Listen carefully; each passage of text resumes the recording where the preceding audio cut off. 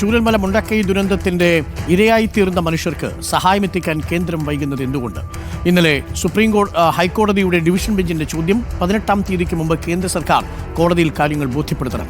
ഇപ്പോൾ ഈ ദുരന്തബാധിതരായ മനുഷ്യർക്ക് സഹായം കിട്ടുന്നുണ്ടോ? എന്താണ് അവരുടെ ഇപ്പോഴത്തെ അവസ്ഥ? വിവരങ്ങളുമായി ദീപക് മലയമയും ദീപക് മോഹനും സുനുജി തോമസും തുടരുന്നുണ്ട്. ദീപക് മലയമ, ഞാൻ ദീപകിലേക്ക് വരാം. ദീപക് മോഹനിലേക്ക് കൂടി ഒന്ന് പോയി വരുന്നു. ദീപക് മലയമ്മ നിൽക്കുന്നത് വ്യാപാരികൾക്കിടയിലാണെങ്കിൽ ദീപക് മോഹൻ നിൽക്കുന്നത് ദുരന്തബാധിതർ താമസിക്കുന്ന മുണ്ടേരിയിലെ PWD ക്വാർട്ടേഴ്സിലാണ്. ദീപക് മോഹൻ, എന്താണ് ഈ ദുരന്തബാധിതരായ മനുഷ്യർ പുതിയ വീട്ടിലേക്ക് എത്തിയതിനു ശേഷം അനുഭവിക്കുന്ന എന്തെങ്കിലും ബുദ്ധിമുട്ടുകളുണ്ടോ? അവർക്ക് എന്തെങ്കിലും ആവശ്യങ്ങളുണ്ടോ? ഈ കേന്ദ്രം ധനസഹായം പ്രഖ്യാപിക്കാത്തതുകൊണ്ട് പല കാര്യങ്ങളും നടപ്പിലാക്കാൻ കഴിയുന്നില്ല എന്നാണ് നമ്മൾ മനസ്സിലാക്കുന്നതും. എങ്ങനെയാണ് അവർ ഇതിനെ കാണുന്നത്? Deepak Mohan, good morning. Very good morning doctor Arunkumar.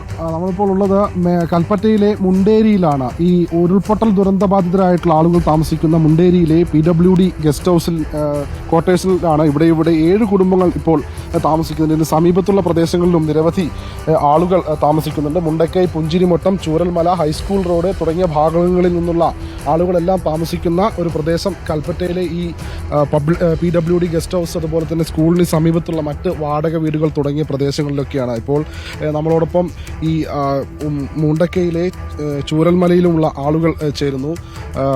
Mundakkai ആണോ വീട്? പുഞ്ചിരി എസ്റ്റേറ്റ് അടുത്താണ്, പുഞ്ചിരിമട്ടത്തിന്റെ ഭാഗത്താണ്. അതെ അതെ. നിങ്ങൾക്കിപ്പോൾ നിലവിൽ വാടക വീടുകളിലേക്ക് മാറി ആനുകൂല്യങ്ങളും അങ്ങനെയുള്ള സഹായങ്ങളൊക്കെ ലഭിക്കുന്നുണ്ട്? 1000 റുപ്യ കയറിയിട്ടുണ്ട് സർക്കാർ തന്നെ. പിന്നെ ഒരു 9000 റുപ്യ കയറിയിട്ടുണ്ട്. പിന്നെ വേറെ കാര്യമായിട്ടൊന്നുമില്ല.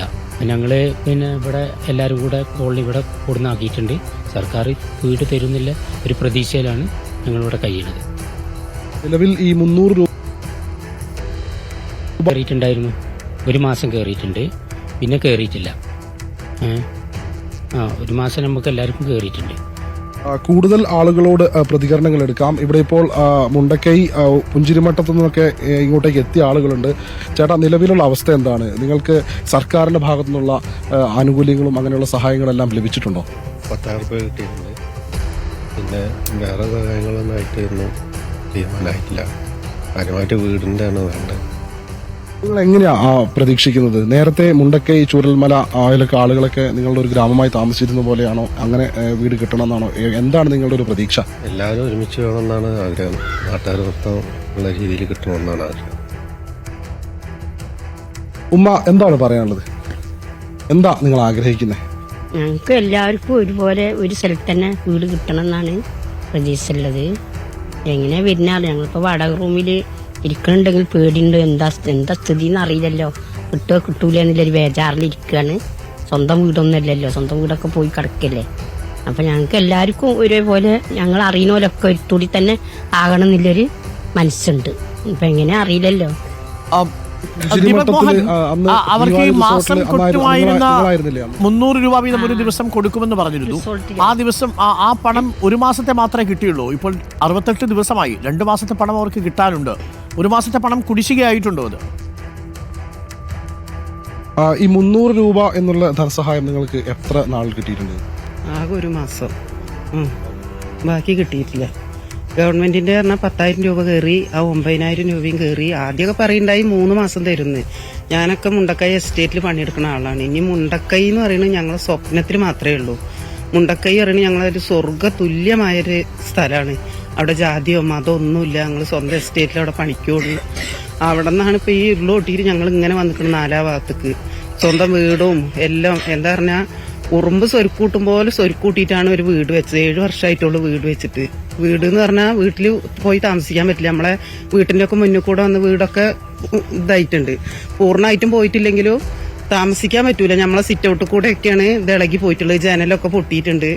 അപ്പം ഞാനിപ്പോൾ ആവശ്യപ്പെടുന്നത് എന്താ വെച്ചിട്ടുണ്ടെങ്കിൽ ഞങ്ങൾക്ക് എല്ലാവർക്കും മുണ്ടക്കൈത്ത് എല്ലാവർക്കും ഒരു സ്ഥലത്ത് വീട് വേണമെന്നും, അതേപോലെ തന്നെ എസ്റ്റേറ്റ് പാടി താമസിക്കുന്നവരതൊന്നും കണക്കിൽ പെട്ടിട്ടില്ല എന്നൊക്കെ പറഞ്ഞാൽ അവരെയും കൂടെ ഇതിൽ ഉൾപ്പെടുത്തണം. എൻ്റെ അനിയത്തിയൊക്കെ പറഞ്ഞാൽ എത്രയോ കാലമായിട്ട് എസ്റ്റേറ്റ് പണിയെടുക്കണം. എൻ്റെ അനിയത്തിയും ഭർത്താവും മോളൊക്കെ പോയതാണ്. എന്താ പറഞ്ഞാൽ അവർക്കും കൂടെ വേണമെന്ന് അറിയണം. ഞങ്ങൾക്ക് മാത്രമല്ല അവർക്കും വേണം. പിന്നെ പറഞ്ഞാൽ ഈ സർക്കാർ തരുന്ന വീട് അർഹതപ്പെട്ടവർക്ക് തന്നെ ഇത് കിട്ടുകയും വേണം. എന്താ പറഞ്ഞാൽ അല്ലാത്ത ആൾക്കാരും ഇതിൽ കുറേ കയറി മറിയുന്നുണ്ട്. അപ്പൊ എന്തായാലും ഗവൺമെന്റിന്റെ ഭാഗത്തുനിന്നായാലും ഇനി ഞങ്ങളെ ഉദ്യോഗസ്ഥന്മാരുടെ ഭാഗത്തുനിന്നായാലും അത് കിട്ടേണ്ടവർക്ക് തന്നെ അത് കിട്ടണം. ഞങ്ങളൊക്കെ പറഞ്ഞാൽ പുഞ്ചിരിമട്ട ആ ഭാഗത്ത് ഉരുള് പൊട്ടി വരുമ്പോ വീടൊക്കെ കുലുങ്ങിയിട്ട് ഓടി രക്ഷപ്പെട്ട ആൾക്കാരാണ്.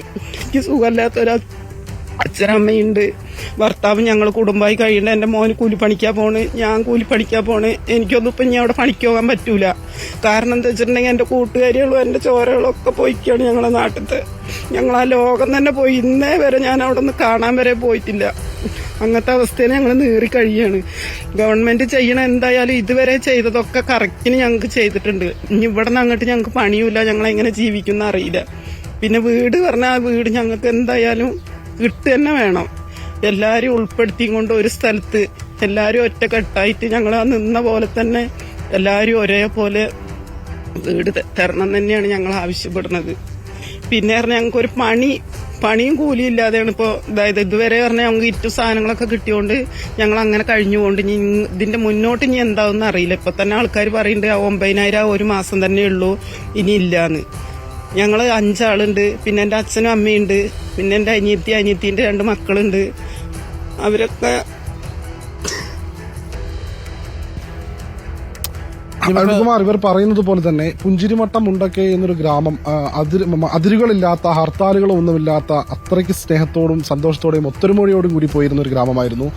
ഉരുൾപൊട്ടലിന് ശേഷം പലരും പല ഇടങ്ങളിലായി ചിതറിക്കിടക്കുകയാണ്.